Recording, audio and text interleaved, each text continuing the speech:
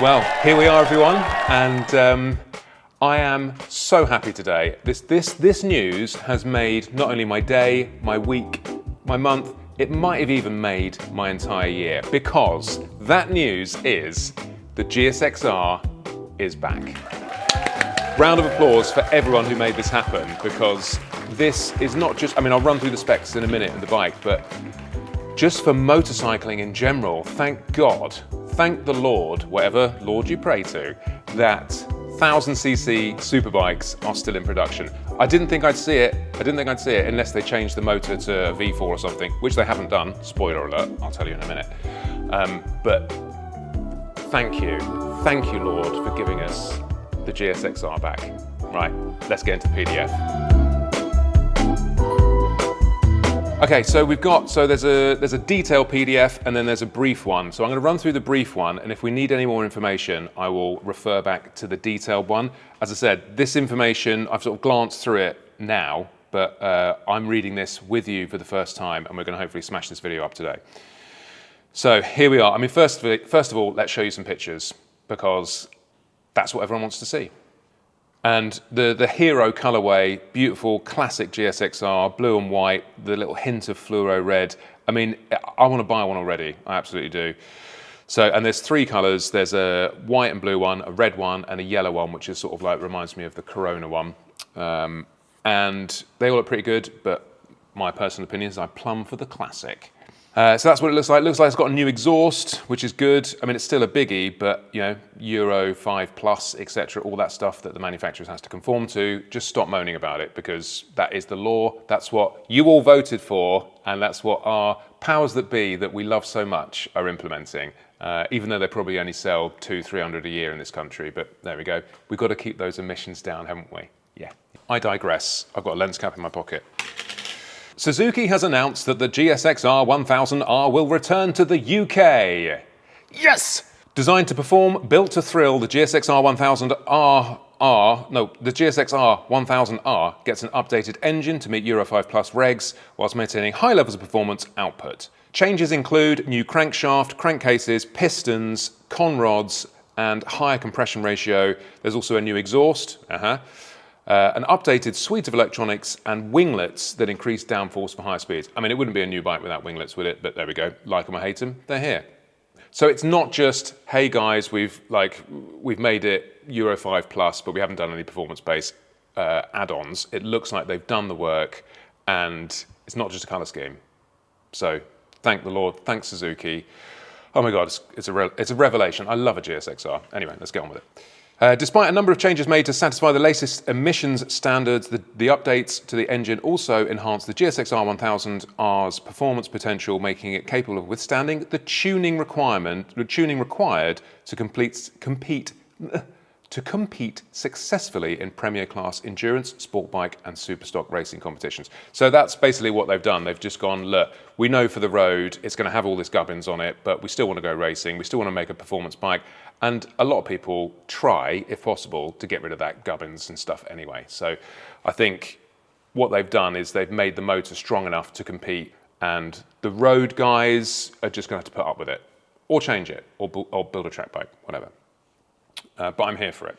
The announcement comes ahead of the prestigious Suzuka 8-hour endurance race in Japan and the third round of the 2025 FIM Endurance World Championship.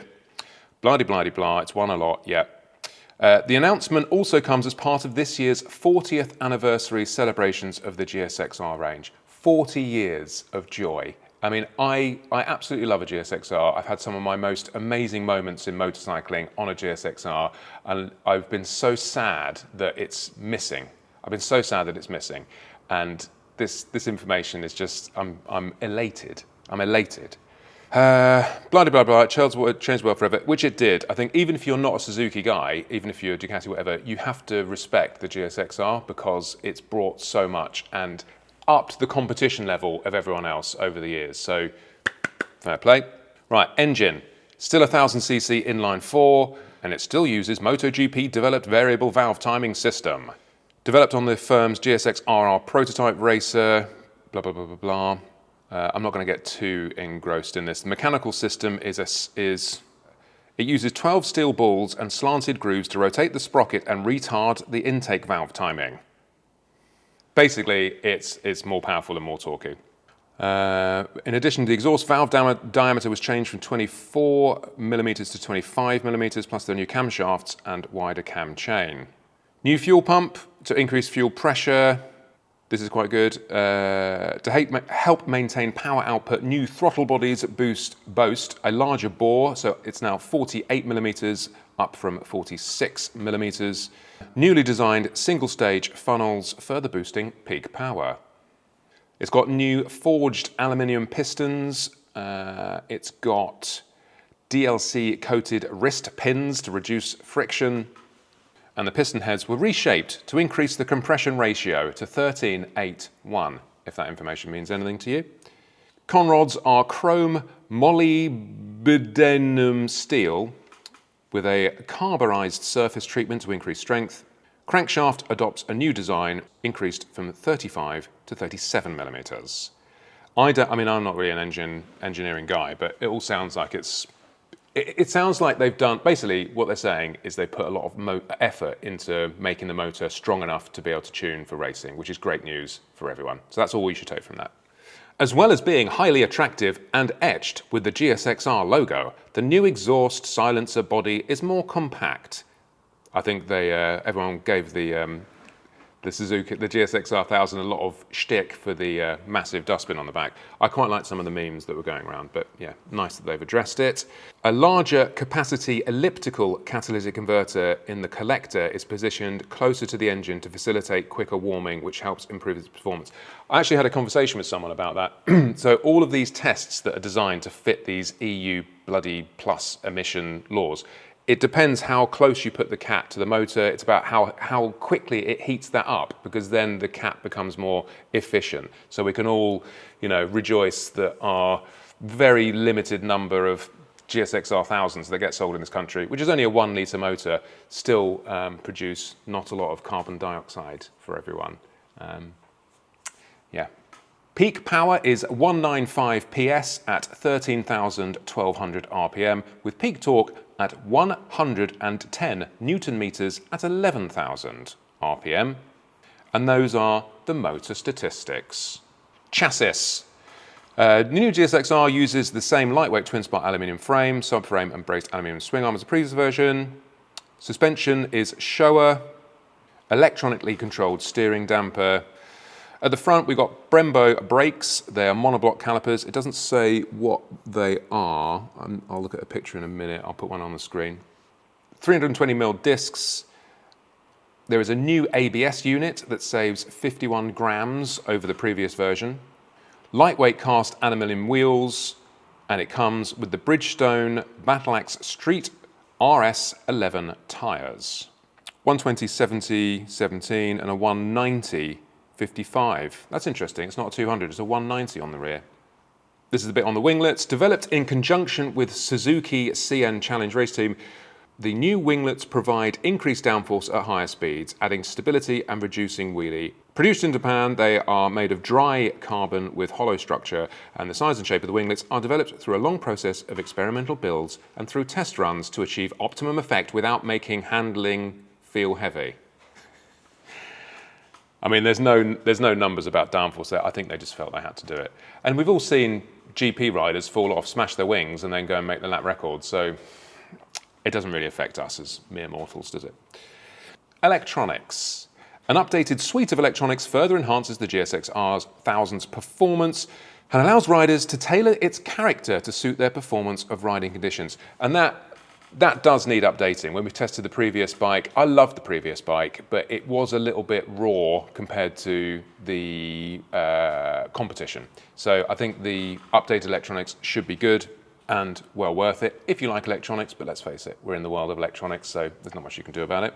Armed with a 6-direction IMU, the GSXR gets an updated traction control system that incorporates Suzuki's new roll torque control and anti-wheelie with 10 modes to choose from, plus the ability to disengage entirely. Good. Right, what's roll torque? Roll torque uses data from the IMU and wheel speed sensors to calculate the bike's lean angle and speed to predetermine what level of power output is optimal. Basically, clever stuff to keep you rubber side up. Its benefit is that it works to prevent wheel spin rather than activate when slip is detected, making for a more seamless acceleration and the reduced cutting of power and pumping, which was a problem with the old bike. So it sounds like a slide control system. They've just come up with a different name. Ride-by-wire throttle, bi-directional quick shifter, because I think the last one, did the last one have a blipper on it? I can't remember. Lean angle sensitive ABS and slope dependent control, launch control, low RPM assist, and Suzuki's easy start function. And I think the easy start is you just push the button once. I don't know what's that, I mean, out of all the things in motorcycling, holding the button for an extra half a second. Anyway, we've got a lithium-ion battery, which is more compact and lightweight, durable, enhanced startability, I like that word, and extended lifespan. Headlights, positioning lights, and tail lights are full LED. Styling. 3 new colour schemes pay homage to the classic GSXR liveries of old, with a classic blue and white take, joined by a red and white version and a yellow and matte blue option. Each feature a 40th anniversary decal on the fairing and fuel tank. A retro R logo adorns the belly pan of all 3. There are also GSXR logos on the seat and exhaust silencer, and the magneto and clutch covers are finished in grey. Magneto. Sounds like an ice cream from X-Men. I love it. It reminds me of my favourite GSXR, which is the 2008 750 in this blue and white. It looks great. Love it. Pricing and availability. The GSXR1000R will arrive in the UK dealerships in the spring of 2026, with pricing to be announced in due course. It will be on display at Motorcycle Live and NEC, blah, blah, blah, blah, blah. So we've got to wait. When is that? Spring 2026. It's quite a while to wait. But yeah, I'll just go through some photos now as I just rattle off some Suzuki nuggets. So that's the short version. Let me open up the big one, the biggie, and see if there's anything that catches my eye. Product concept, designed to perform, built to thrill. Conveys how the latest GSXR model remains committed to delivering the staple elements of a performance motorcycle. And it is a performance, like the GSXR has been the staple. It's been, all the other manufacturers, all of you guys who love riding bikes, you all owe something to the GSXR because it's been one of those brands, those names in motorcycling for so many years, and we all owe it a debt of gratitude. I mean, I'm not going to lie, I'm going to buy one. I'm going to buy one because I want to support 1000cc superbikes again, and that's particularly from Japanese markets. We've lost the R1, not sure what's happening with Kawasaki. So everyone that's moaning, slagging off the R9s of this world, the GSX-8, whatever it is, all of that stuff, going, oh, it's not thousands. You need to shut up and put your money where your mouth is and go and buy one of these to make sure that the manufacturers keep selling them. I was so upset that they were discontinued.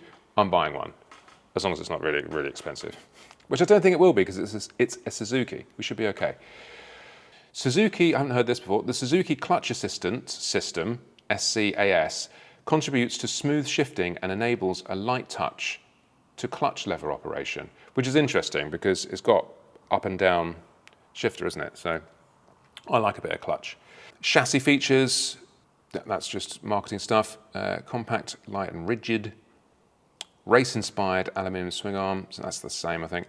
Bolt-on rear subframe, same. So I don't think they've done much with the chassis, basically. Suzuki Intelligent Ride System, drive mode selector, smart TLR controls, integrate the traction control system with lift limiter and roll torque control, which I'm all for as long as you can turn them all off, particularly the ABS, which you won't be able to. Oh look, here we go. By intervening to control brake pressure while braking through corners, the lean angle sensitive ABS motion track brake system helps the rider better trace their intended line through the corner. Slope dependent control provides more stable braking by monitoring the bike's posture and optimizing ABS to match the grade and prevent rear wheel lift when traveling downhill. That is the lift. ABS activating when the rear wheel is in the air is the worst thing ever invented for a motorcycle on a racetrack or when you're going fast. Because you're obviously braking hard because the rear's up, and then it goes, oh, well, we'll just, and you're braking hard for a reason, you need to make the corner or not hit something, and then it's like, oh, well, we'll just let the brake off. No. Low RPM assistant helps ensure smoother starts while pulling away from standing start or riding at low speeds. Simple multifunctional instrument panel, it's probably the same. I actually haven't seen any pictures of that just yet, so it probably is the same. Sleek, narrow and compact bodywork. It does look pretty, it is a nice design, I do like it. 40th anniversary, Right, there's loads of stuff here. So I think what we'll do is we'll leave that little intro here, and as soon as one is available, maybe there's a launch, don't know, haven't heard any of this information yet, but we'll be there. And this is a monumental day for motorcycling, and I'm so happy, and I'm happy for all of motorcycling. Yamaha hopefully might follow suit now. It's given me a little bit of a glimmer that we're not all going to be stuck on 900cc bikes. Even though they're fantastic, everyone loves a big one. So look, thank you Suzuki, thank you everyone who's made this happen, because it's really made my day, and hopefully it's going to make yours too. So yeah, so I'll leave it here for now, and if any more information comes to light, we'll do an extended version. Maybe they might have a demo bike somewhere that we can at least go and have a look at, but hopefully we'll be back in touch very soon with more news. Thank you very much for watching Man Reads PDF. Farewell.